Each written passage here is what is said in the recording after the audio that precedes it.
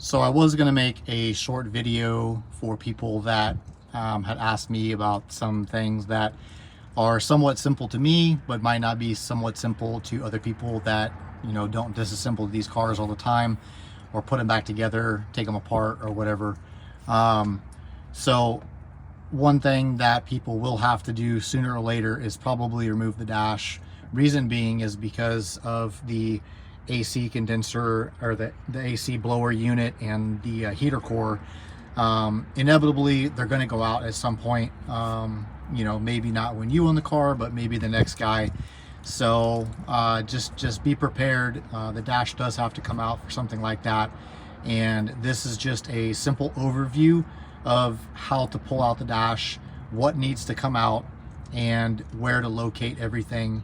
So I'll just try to make it short and simple so you guys can follow along and just have a quick reference video to go back and play if you need to take out the dash. So first things first, you're going to need to take out the bolt that's right here. There's a little cover plate that you pop off. Bolt comes out here. There's a bolt that goes right here that needs to come out as well. Up here, this is your clock area, so you'll actually need to put a screwdriver in on the left hand side and pry it out, and then you can pop out the clock, unplug it to make sure that, you know, make sure and unplug it. And then there's a bolt that goes right here on the very back of the dash. In the middle of the dash, you do not need to remove the AC console and all that. This one was already just removed, so just don't mind that part. Underneath here there is another bolt, so there is a bolt right here that bolts the dash to this bracket. And then also underneath here there is a clip, so this clip right here needs to come undone. It actually goes to the harness that is back here, and you'll probably need to unclip it from this little area right here, which is where this clips into. Also this bracket there, this plug right here that's facing right where my finger is, there's a plug also that goes to that, which is right here. So you'll need to undo that as well, because these two plugs come out with the dash. So when you get that done, then you need to move over. Oh, ouch. You need to move over to this side. The airbag was already out of this one, so I didn't need to remove the airbag. But there are 4 bolts that bolt in the airbag, and then there's also a couple bolts up underneath here. So this is a stud and this is a stud. You'll need to remove that plate also when you take out the airbag. So all in all, there's 6 bolts that take this airbag out. You don't need to pull the airbag out to remove the dash, but you will need to unbolt it here at least, because if you don't, then it'll be attached to the dash support bar that goes up underneath here.